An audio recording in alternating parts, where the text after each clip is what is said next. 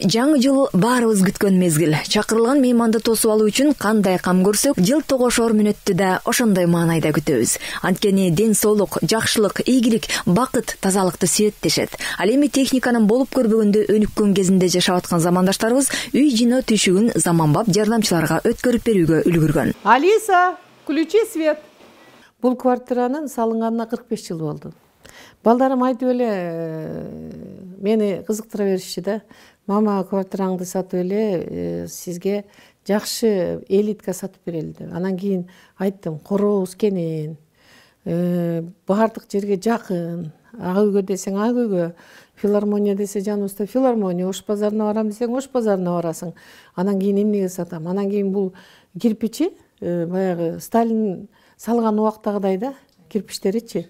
Бышыгынан анан тиги жуу эмелери, дубалдарынын баары ушундай калың да. Азыркы заманда адам ыңгайлуу жашаш керек экен. Анан иштен келем, бу комнатама кирем, бүт баарын тең алмаштырдым. Мурда классика деп койчубуз да. Классикадан өттүм, классиканын баарын дачама алып барып таштадым. Келип туруп өктөп отурасың да, эс алайынчы деп. Анан кийин минтем, Алиса, включи телевизор. Андан дагы бир кызыгым бар. Алиса,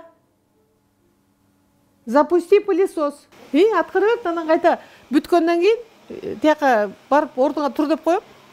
Анан ордуна барып туруп калат. Мунун аты Ипполит. Эң негизги менин сыймыктанган нерсем бул мына. Идиш аяк жууй турган жер. Балдарым толуп келет да. Бүт идиш аяктын баары тең булганат. Анан кийин могу жерге туруп алып туруп, өзүмчү мындай кыйналчумун да аябай.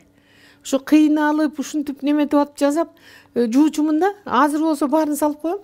Келиндин кереги жок да. Жок, өзүң эмне жазарыңды кааласаң, ошону жазайт экенсиң да. Анан мына кичинекей жер. Эми ушул жер баягы функционалдуу, колдонулбай турган да. Мынакей үстүн моундай кылып жасап беришти. Кереги жок нерсенин баары бияка кирип кетет да. Майда чүйдө баягы тамак жасагандай, тетиги тузуңдагы, калемпириңдагы, жанагы чөп чарлардын баары ушул жерде турат да. Кыргыз телевидениясынын тарыхында өз орду бар. Жандуу жана негизги маалымат булагындагы корифейлердин бири. Кыргыз Республикасынын маданиятына эмгек сиңирген ишмери Жайнагүл Максимова. Ал журналистикадагы ишмердүүлүгүн, шык-чөндөмүн Кыргызстанда эле эмес, кезинде Советтер Союзунун борбору Москвада жана Украинада да иштөө менен жогорку категориядагы адис болду. Ардактуу эс алууга чыкса да өз ишин тынымсыз аткарып, ЛТР мамлекеттик телеканалында эмгектенип, кесиптештеринин сыймыктуу устаты болду. Москвадан окуп, жана Москванын скоростной деп койчу аябай тез жүргөн лифттерине түшүп, ал жерден Алла Пугачева менен бир жолу бир лифтке түшүп калдым. Анан кийин ошол жерде укмуштуудай студияларды көрүп, анан жана концерттик студиясын көрүп, концерттик залын көрүп, ошол жерде бүт иш-чараларга катышып, анан кийин Советтер Союзунун атынан чоң-чоң сынактарга катышып келгенде өзүңдү башкача сезчүсүң да. Ошондой бир даярдоочу тепкичтерден өтчүбүз да. Азыр ошол жок болуп калды да. Жылкы жылымында бул мен чарчаганда.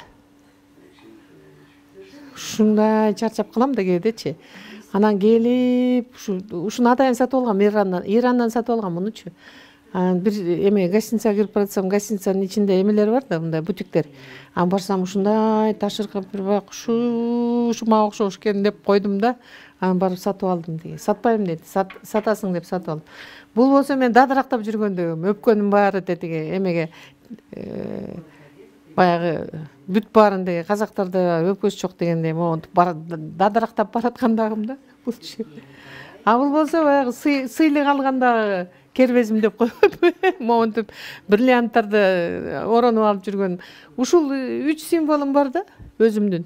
Сергек жашоо таңды тосуу менен башталат. Бөлмөлөрдү ачып, таза аба менен дем алуу, үйдүн ичин таза жыйноо зарыл. Сиздин ден соолугуңуз алгач өзүңүздүн, анан өлкөбүздүн байлыгы. Мен миллионерлердей жашабайм, ар бир адам, Кыргызстандын ар бир адамы, ар бир жараны ушундай жашоого татыктуу деп ойлойм да. Адамдын башкы байлыгы ден соолук. Сактансаң сактармын дегендей сактыкка кордук жок. Коопсуздук ар бирибиздин салымыбызда.